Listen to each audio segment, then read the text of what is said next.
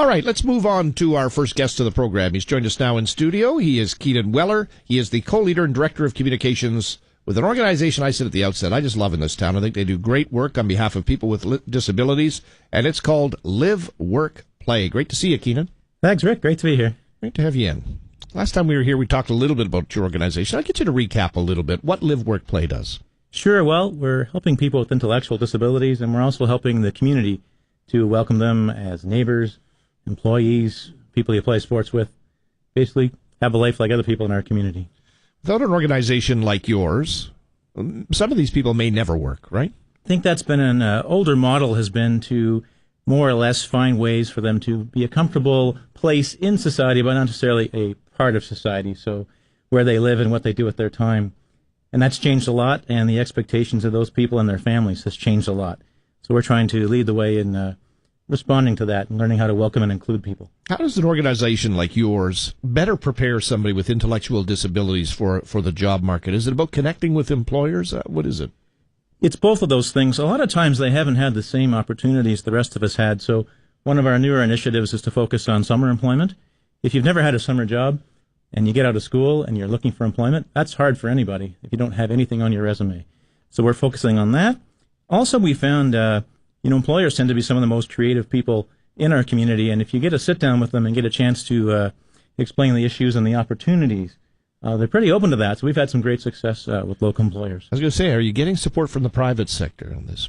We are. For example, if I can use one, Dow Honda, local car dealership familiar to many, they actually just produced a video of their own volition about how beneficial it's been to them hiring a person that we support. Really? Changed That's their great. inventory system. There have been some incredibly wonderful stories produced, and I've seen some stories told by individuals who have gone through LiveWorkPlay, and have benefited from the kind of things that you're able to bring to the equation. It's a wonderful story to hear. Someone who may otherwise never really find a productive role for himself or herself in society, finding a job. And the interesting part of the story is always how the employer is surprised how well it's worked out. Well, exactly, and because if they've never thought of it before, it's really not fair to blame employers for the unemployment rate for people with disabilities. They need to know about it, and they also need to know that the accommodations are simple and easy in most cases. So let's talk about a conference that's coming up. It's on Monday, October the 20th here in town, over at the Centurion Center in Ottawa.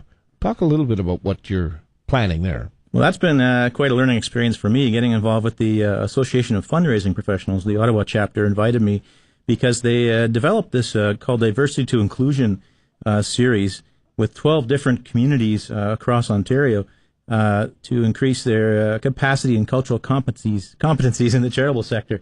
And so that was a mouthful for me, and I said, well, what's it all about? And really, it's identifying, for example, people with disabilities not being very engaged in the fundraising processes that may go towards some of the very programs, services, and organizations that are of benefit to them. All right. So who is this conference for? Is it for a particular sector of the community? That has been a source of much debate. We definitely want fundraisers themselves to attend and learn about this market of people that they may only think of as recipients of services and things, but people with disabilities have a lot to offer, participating in the fundraising process as fundraisers, but also as donors.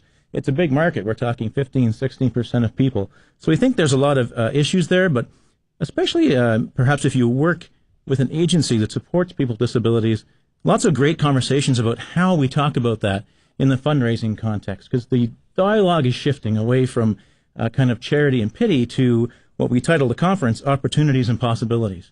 And so that's really a part of the dialogue I want to participate in. Boy, that requires a big shift in public thinking, doesn't it? It does, and I think we want the fundraising appeals to match up to the type of work that agencies are actually doing, which really is more about offering people access to the same things that other people have, rather than saying, you're up here because you don't have a disability and you're down here.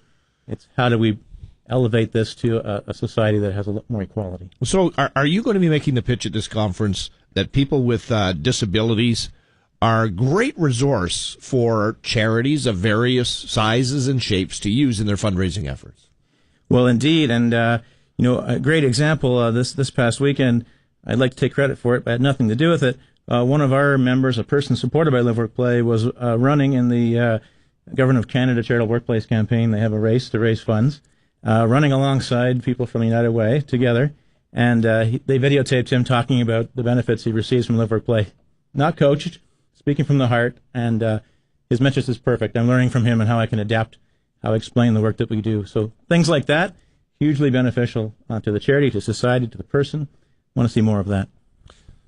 How tough is it to raise money in this climate? I mean, the economy's not exactly robust, and there are so many people, so many organizations in need. They all have their own messaging out there. How tough are you finding it? I think we're in pretty solid shape. It's really a matter of communicating to people the change that you're trying to create, and to help them see it as an investment that produces an impact that really changes lives and changes communities. So it's a mix of facts and figures, but also you have to obviously touch the heart, not just the mind. So let's get back to this conference a little bit. Can people contact you? And typically, what kind of people have you already signed up for this? Yeah, it seems to be a mix of people in fundraising, people who work for agencies, and people who have disabilities and are perhaps interested in the field, or they just want to find out more about the dialogue that we're having and participate in that. All right, so they should contact you if they're interested? They can go to afpossibilities.wordpress.com for lots of information and registration. All right, so there's still plenty of opportunity and room for people to participate. Yeah, it's at the Centurion Center. We got lots of space, and there will be lots of thought given to accessibility. Let's get back to Live, Work, Play. Sure. What's going on with the organization? What's changed since you were here, about a year ago? Well, I'll tell you what's changed in a big way. Our province has announced they're working to address the issue of waiting lists across Ontario for supports and services. And a lot of the way they're doing that is through individualized funding. So funding that is directed to a person or family. And then they will choose the services they want in the community. So we are now responding to that different dynamic, because it's not quite the same as getting the one check from the government and then responding to that. You helped found Live, Work, Play. I think it was your inspiration that really had it come together here in Ottawa. Talk about the early days there. What you saw as I guess a gap in the kind of services being provided in this community for people with disabilities. Yeah, my wife Julie and myself and some teachers and social workers and families just having conversations that a lot of the supports and services seem to be focused on almost creating a parallel society for people with disabilities to live alongside others. And the real shift I've seen in my own thinking too over the last 20 years is it's actually, those are barriers to people being a part of the community. And how do we shift from separating people and giving them kind of a different lifestyle to access to the opportunities, risks, and possibilities that the rest of us enjoy and would not want taken away from us? What are the big obstacles to achieving that you've found? Well, I think there's an investment in systems infrastructure, and it's not easy just to snap our fingers and change a $2 billion system into something else. So it's been a slow process, but I think when you raise the stories about employment, as well as people living in apartments and people joining teams with other people, the positive stories are starting to become the overwhelming dialogue. And when it gets to where that's an assumption, then we'll see that the resistance to change will wear down quickly. How many people are coming through the programs and services that Live, Work, Play offer? We serve about 100 people a year.